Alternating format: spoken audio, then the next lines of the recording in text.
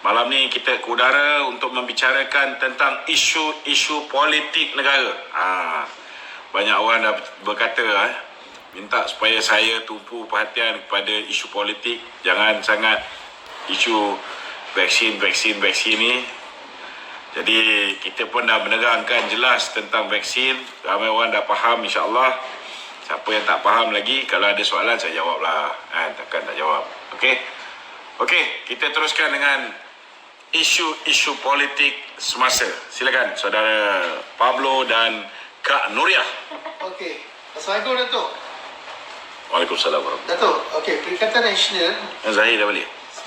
semalam telah mengadakan mesyuarat melalui Jabatan Pilihan Raya gabungan itu yang dipuisi oleh Azmin Ali Okey. Putrajaya semalam. Azmin berkata mesyuarat itu berlangsung dengan kehadiran semua pengarah pilihan raya parti-parti PN kecuali UMNO. Okey. Minta komen sikit tu. Tak komen. Ya. Apa nak komen ni, kita dah beritahu dah dia orang nak buat pilihan raya bulan 5 bulan 6. Yang pasti sebelum bulan 8.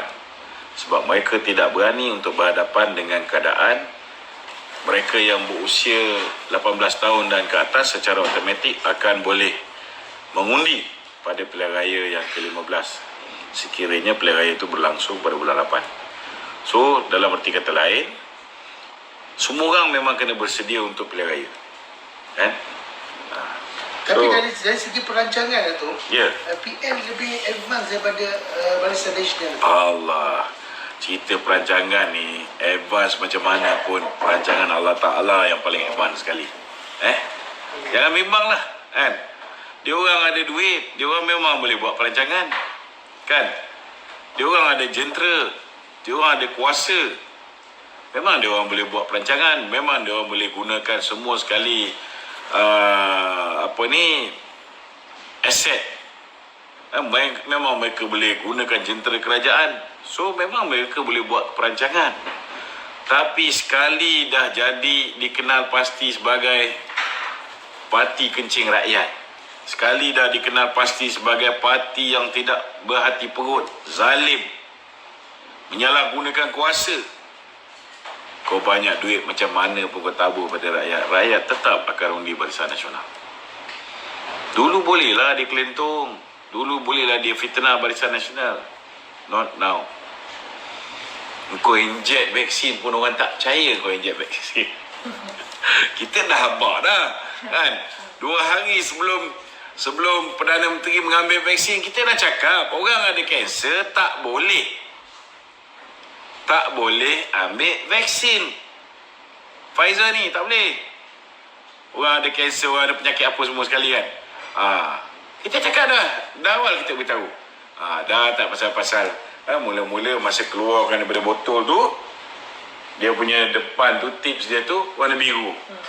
Bila injek, tips dia warna merah. Alasan yang diberikan, masa sedut masuk dalam balang tu, gunakan jarum yang tebal. Masa nak cucuk, kena guna jarum. Alah, pergi tanya doktor-doktor tu, kan? Boleh terima tak jawapan macam ni, kan? Lepas tu orang buat live ni, orang live tu orang fokus. Bila cucuk sekerat jalan tak habis, kan? Buat syarat je, sekerat jalan tak habis. Boleh nampak lagi ada panjang ni, kan? I told you, dia tak boleh cucuk, dia ada kanser. So dia tipu orang. Macam mana nak tipu? Bodoh lah. Dah berapa banyak dah orang keluarkan bukti penipuan jarum bengkok, kan? Ni beritahu ni, kan? Jarum bengkok. Lepas tu ada yang tukar tukar jarum lah, tukar pecah lah. Macam-macam penipuan ni. Dan benda ni tak boleh nak nipu sebab orang fokus betul-betul. Akhirnya kena faham lah, ni zaman sains dan teknologi. You buat macam mana pun, kan, orang tetap akan tahu. Kalau betul pun dia injek Pfizer ni pun, orang tak percaya dah. Pasal kau dah terlalu banyak janji. Kau janji nak bagi KWSP, nak bagi pada semua orang. Tak selesai sampai sekarang. Orang yang menunggu 8/3 ni, berjuta orang masih tunggu kategori kedua ni tak settle, kan? Lepas tu kita tengok dalam kes yang melibatkan moratorium. Orang masih mengharapkan moratorium 6 bulan. Sebab semua orang sakit nak bayar pinjaman. Sampai sekarang kau tak boleh tunaikan janji ni. Sedangkan mereka telah menipu ahli-ahli Parlimen Barisan Nasional, kata setuju, tak buat. Hari ni pakcik-pakcik yang berusia lebih 55 tahun, mereka tak layak untuk dapat air sinar. Kategori 1 tak boleh, kategori 2 pun tak boleh. Habis macam mana pakcik-pakcik yang umur lebih 55 ni? Mereka masih mencarum akaun warga emas. Jadi kalau mereka dibuang kerja, mereka terkesan akibat daripada COVID-19, adakah kerana mereka ni dah tua, mereka tak layak untuk mendapat menggunakan duit KWSP mereka sendiri? So benda macam ni kerajaan kena fikirkan. Ini yang hari-hari orang duk bising lagi, masih belum selesai. Orang duk mengharap kategori kedua ni. Kata tanpa syarat dah tukar KWSP, tapi masih lagi ada syarat. Itu sebab aku beritahu, sebenarnya bukan CEO KWSP yang patut ditukar, Perdana Menteri itu yang patut ditukar. Baru boleh dapat. Barulah orang yang warga emas ni. Okey.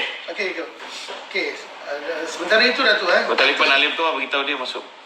Okey, Datuk Ismail Sabri hari ini berkata, Ya. UMNO harus terus memperkukuhkan parti dan memastikan tiada lagi perpecahan yang terjadi. Kerana perpecahan akan membuatkan bangsa Melayu itu lemah dan akhirnya peristiwa 22 bulan di bawah Pakatan Harapan berulang. Minta komen sikit, Datuk. Betul lah. Betul. Perpecahan tu memanglah kita kalau boleh nak elakkan perpecahan. Dalam UMNO kita kena pastikan jangan sampai orang UMNO berpecah lagi. Itu boleh membawa kepada kekalahan. Tetapi kalau boleh, kita kena segera berpecah daripada PPBM. Sebab kalau kita tidak pecah daripada PPBM, maka belakang. Maka kalau kita tak berpecah daripada PPBM, lagi cepatlah kita kegaung. So tidak semestinya semua penyatuan tu bagus. Kalau penyatuan dengan syaitan ni memang biasanya akan membawa kepada kecelakaan. Seperti mana yang hari ini UMNO hadapi. Silap strategi bergabung dengan PPBM, hancur lebuh. Dan silap hari bulan, kalau MP UMNO tak tarik diri daripada terus bersama dengan Perikatan Nasional, maka dalam pilihan raya akan datang dengan UMNO sekali akan dikuburkan. Ini yang kita takut.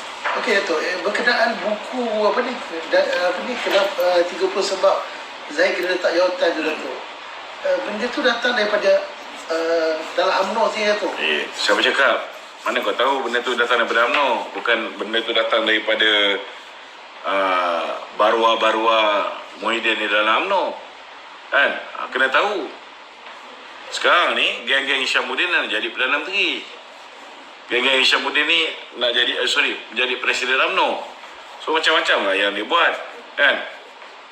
Tak ada masalah. Bagi saya simple je. Kalau saya jadi Datuk Zahid, kalau betul sangat Hishamuddin ni rasa dia kuat, dengan duit yang dia ada dibayar tiap-tiap bulan tu dia boleh menang pemilihan UMNO, maka kita buat pemilihan tahun ni. Segerakan. Memang patut pun tahun ni je ke? Tetapi Hishamuddin pun janganlah gunakan mahkamah untuk disqualify Presiden UMNO, Datuk Najib daripada bertanding. Betul tak? Kena macam anak jantan lah. Betul tak? Jangan kerana dia diselamatkan oleh Tun Dr. Mahathir, tidak didakwa di mahkamah kerana kes helikopter, kes tanah apa semua, dia lepas, dia boleh bertanding presiden, lepas tu dia nyanyi orang lain yang mana yang boleh beri ancaman, yang boleh menang melawan dia, semua dinafikan hak untuk bertanding dalam pemilihan UMNO. Tak betul lah macam tu. Itu pun nasib baik kita dah bantah awal-awal lagi. Mereka nak buat satu pindaan perlembagaan UMNO. Sesiapa yang dijatuhkan hukuman bersalah dalam kes jenayah atau kes rasuah dan sudah pun membuat apa dipanggil